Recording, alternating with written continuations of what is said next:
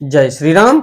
आइए चलते हैं हम आपको फिर लेके प्रभु श्री राम के रामचरितमानस की कथा तृतीय सोपान अरण्य कांड में, जिसको सुनने और पढ़ने मात्र से ही हमारा आपका देश संसार का कल्याण हो जाएगा। क्योंकि देखा जाए तो इस कलयुग में प्रभु के नाम का ही महत्व है और जो प्रभु के नाम का उच्चारण करता है उसके जीवन में कभी भी किसी भी प्रकार का कष्ट नहीं आता।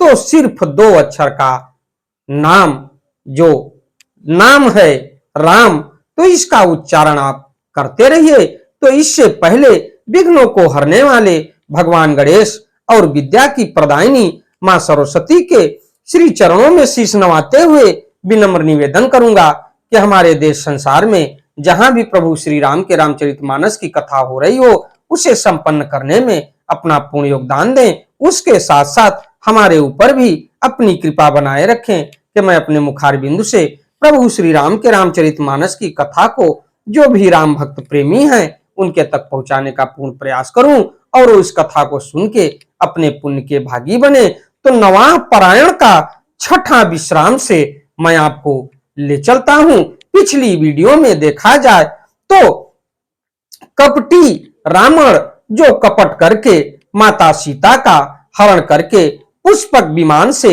अपने स्थान यानी लंका नगरी के लिए निकल चुका है। माता ऊपर ऊपर आकाश मार्ग से उसके साथ पुष्पक विमान से दोहाई दोहाई करती हुई चली जा रही हैं। लेकिन कुछ पर्वतों पर बंदरों को देखा, तो हो सकता है कि बंदरों को देखने के बाद वो अपनी पोटली गिराई कि शायद प्रभु हमको खोजते खोजते अगर इस पर्वत पर आएंगे तो इस चिन्हानी को देखने के बाद पहचान जाएंगे कि इसी तरफ हमको ये कपटी रावण ले गया है। तो इस कथा को मैं आगे आपको ले चलता हूं। अगर जाने अनजाने में कहीं से भी कोई त्रुटि हुई हो तो प्रभु श्री राम के श्री चरणों में शीश नवाते हुए विनम्र निवेदन करूंगा कि जो भी हमारे इस कथा को सुन रहे हैं उनके ऊपर अपनी कृपा बनाए रखें।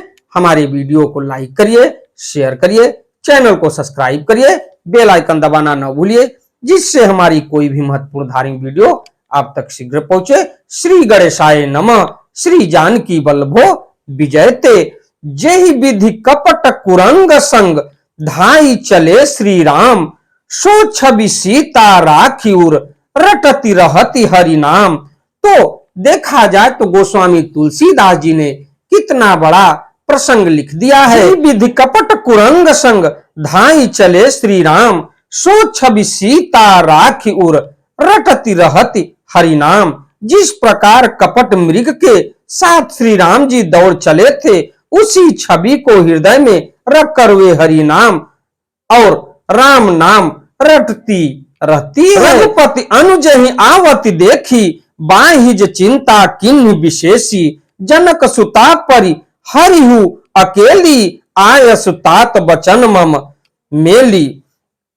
तो इधर श्री रघुनाथ जी ने छोटे भाई लक्ष्मण जी को आते देखकर बाह्य रूप में बहुत चिंता की और कहा, हे भाई, तुमने जानकी को अकेले छोड़ दिया और मेरी आज्ञा का उल्लंघन कर यहाँ चले आए। तो देखा जाए तो उधर माता जानकी भैया लक्ष्मण को भेजी कि आपके भ्राता किसी कष्ट में हैं, लेकिन लक्ष्मण तो आना नहीं चाहते थे।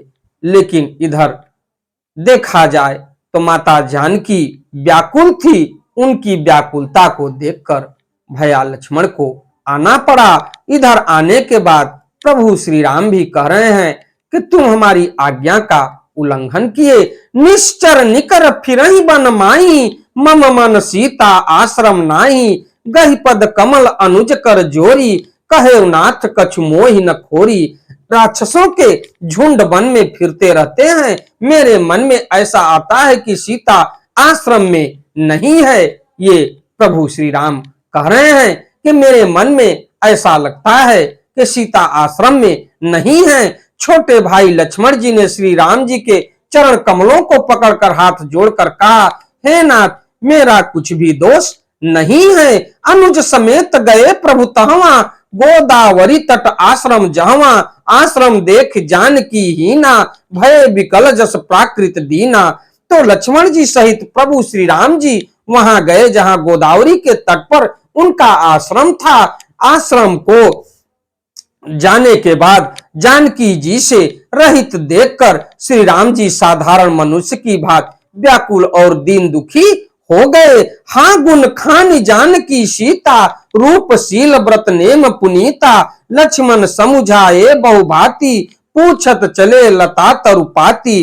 वे विलाप करने लगे, हाँ गुणों की खान जानकी, हाँ रूपशील व्रत और नियमों में पवित्र सीते। लक्ष्मण जी ने बहुत प्रकार से समझाया। तब श्री राम जी लताओं और वृक्षों की पंक्तियों से पूछते हुए चले। तो देखा जाए तो प्रभु को आगे पीछे कुछ दिखाई नहीं दे रहा है।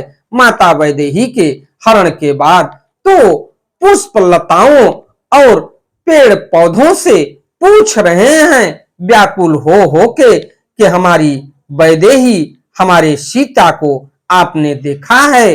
लेकिन सब प्रभु की लीला है, किसी भी प्रकार का कोई उत्तर नहीं मिल रहा है।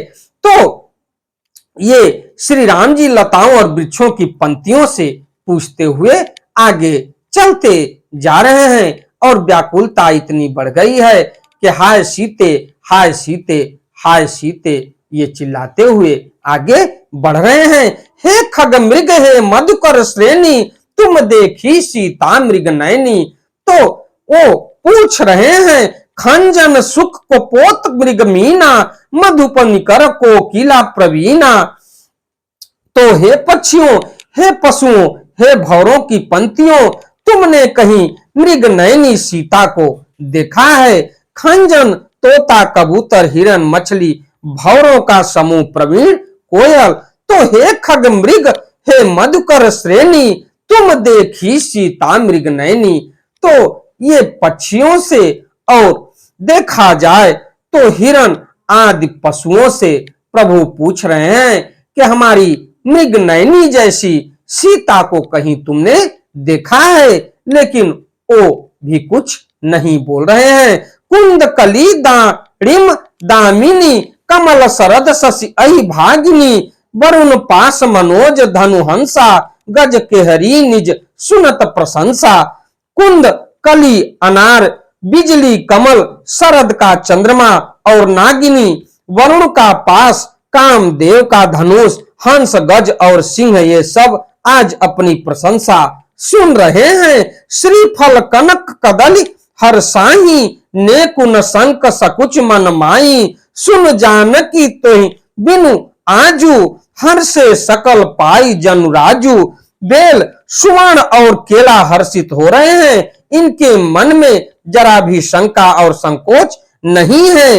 हे जानकी, सुनो, तुम्हारे बिना ये सब आज ऐसे हर्षित हैं मानो राज पा गए हो, अर्थात तुम्हारे अंगों के सामने ये सब तुच्छ और अपमानित और लज्जित थे। आज तुम्हें न देखकर ये अपनी शोभा के अभिमान में फूल रहे हैं। तो देखा जाए तो गोस्वामी तुलसीदास जी ने कितनी बड़ी बात लिख दी कि सीता माता वैदेही को चले जाने के बाद ये कितने अपने आप में हंस रहे हैं और कितने आनंदित हैं। आज तुम्हारे वजह से ये जो है कि कितने न रहने के बाद खुश हैं। किम सही जात अनख तो ही पाही, प्रिया बेग प्रगटस कस नाही, एहि विधि खोजत बिलपत स्वामी, मनहु महावीर ही अति कामी। तुमसे यह अनख स्पर्धा कैसे सही जाती है? हे प्रिय, तुम शीघ्र ही प्रकट क्यों नहीं होती? इस प्रकार अनंत ब्रह्मांडों के अथवा महामही माया मई स्वरूपा शक्ति श्री सीता जी के स्वामी श्री राम जी सीता जी को खोजते हुए इस प्रकार विलाप करते हैं मानो कोई महावीर ही और अत्यंत कामी पुरुष हो। पूरन काम राम सुख राशि, मनुज चरित कर अज अविनाशी, आगे परा गीधपति देखा, सुमिरत राम चरण जिमि रेखा। तो देखा जाए तो अब गिद्धराज जटायु से प्रभु श्री राम की भेंट भी होगी और वार्तालाप भी होगा। उसके बाद गिद्धराज जटायु प्रभु श्री राम के गोद में बैठ के अपने प्राणों को त्यागेंगे, क्योंकि गिद्धराज जटायु देखा जाए तो महाप्रतापी महाराज दशरथ के परम हितैषी और मित्र भी थे, क्योंकि देवासुर संग्राम में जब देव और असुरों का संग्राम हुआ था तो उसमें महाराज दशरथ के साथ गिद्धराज जटायु भी युद्ध किए थे। महाराज दशरथ के पक्ष से तो पूर्ण काम आनंद की राशि अजन्मा और अविनाशी श्री राम जी मनुष्यों के से चरित्र कर रहे हैं। आगे जाने पर उन्होंने गिद्धपति जटायु को पड़ा देखा। वह श्री राम जी के चरणों का स्मरण कर रहा था, जिनमें ध्वजा कुलिस आदि की रेखाएं चिन्ह है। कर सरोज सिर पर से कृपा सिंधु रघुवीर, निरखि राम छवि धाम मुख विगत भई सब पीर। तो देखा जाए तो गिद्धराज जटायु हाय राम करते हुए पड़े हैं और कृपा सागर श्री रघुवीर ने अपने कर कमलों से उसके सिर का स्पर्श किया, उसके सिर का कमल फेर दिया। शोभा धाम श्री राम जी का परम सुंदर मुख देखकर उसकी सब पीड़ा जाती रही और पीड़ा दूर हुई। प्रभु श्री राम का जब हाथ गिद्धराज जटायु के सिर पर पड़ा तो सहलाने मात्र से ही गिद्धराज जटायु की पंख कट चुकी थी और गिद्धराज जटायु अपने प्राणों को रोके थे प्रभु के सिर्फ दर्शन मात्र के लिए, और उनकी सारी पीड़ा दूर हो गई। तब कह गीध बचन धरि धीरा, सुनहु राम भंजन भव भीरा, नाथ दसानन यह गति कीनी, तेहि खल जनक सुता हरि लीनी। तो गिद्धराज जटायु बोल रहे हैं कि हमारी दशा प्रभु दशानन यानी रावण ने किया है और वही माता वैदेही को हरण करके ले गया आकाश मार्ग से, लेकिन मैं अपने जितने भी पराक्रम थे उस पराक्रम से मैं उसके साथ युद्ध किया, लेकिन युद्ध में परास्त होके मेरी पंखों को उसने काट डाला और मैं धरती पर गिर गया और आपकी प्रतीक्षा करके मैं अभी तक जीवित हूं। तो तब धीरज धर के गिद्धराज ने यह वचन कहा कि हे भव जन्म मृत्यु के भय का नाश करने वाले श्री राम जी सुनिए। हे नाथ, रावण ने मेरी यह दशा की है, उसी दुष्ट ने जानकी जी को हर लिया है। लय दक्षिण दिश गयो गोसाई, बिलपति अति कुररी की नाई, दरस लागी प्रभु राख्यो प्राणा, चलन चहत अब कृपा निधाना। तो प्रभु ओ आकाश मार्ग से दक्षिण दिशा की तरफ माता वैदेही को ले गया है। हे गोसाई, वह उन्हें लेकर दक्षिण दिशा को गया है। सीता जी कुररी कुर्ज की तरह अत्यंत विलाप कर रही थी। हे प्रभु, मैंने आपके दर्शनों के लिए ही प्राण रोक रखे थे। हे कृपा निधान, अब ये चलना ही चाहते हैं, अब हमारे प्राण रुक नहीं रहे हैं। राम कहा तनु राखहु ताता, मुख मुस्काई कही तेहि बाता, जाकर नाम मरत मुख आवा, अधमौ मुकुत होई श्रुति गावा। तो आपके नाम मात्र से ही अगर कोई मृत्यु शैया पर पड़ा है और मृत्यु के पहले अगर आपका नाम ले ले तो सीधे वो वैकुंठ को प्राप्त करता है। ये जो है कि देखा जाए तो ऐसा वेद पुराण कहता है और वेद पुराण में ऐसा मिलता है। ये गिद्धराज जटायु कह रहे हैं। श्री रामचंद्र जी ने कहा, हे तात, शरीर को बनाए रखिए।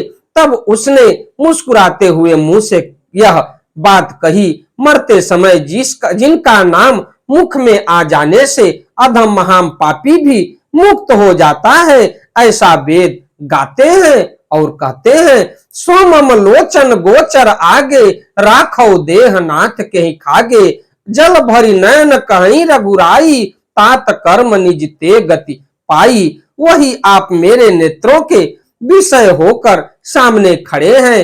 हे नाथ, अब मैं किस कमी की पूर्ति के लिए देह को रखूं? नेत्रों में जल भरकर श्री रघुनाथ जी कहने लगे, हे तात, आपने अपने श्रेष्ठ कर्मों से दुर्लभ गति को पाई है।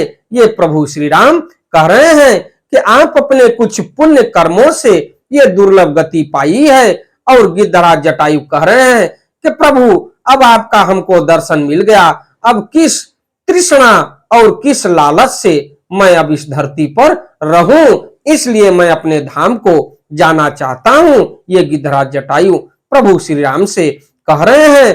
परहित बस जिनके मन माही, तिन कहु जग दुर्लभ कछु नाही। तनु तज तात जाहु मम धामा, देव काह तुम पूरन कामा।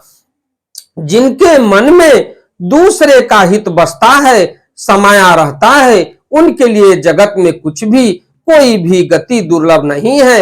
हे तात, शरीर छोड़कर आप मेरे परम धाम में जाइए। मैं आपको क्या दूं? आप तो पूर्ण काम है, सब कुछ पा चुके हैं। ये प्रभु श्री राम गिद्धराज जटायु से कह रहे हैं कि आप हमारे धाम को जाइए। ओ बैकुंठ धाम में सीधे प्रस्थान करेंगे। गिद्धराज जटायु, अगर हमारी वीडियो, हमारी कथा आपको अच्छी लगे तो वीडियो को लाइक करिए, शेयर करिए, चैनल को सब्सक्राइब करिए, बेल आइकन दबाना न भूलिए, जिससे हमारी कोई भी महत्वपूर्ण धार्मिक वीडियो आप तक शीघ्र पहुंचे।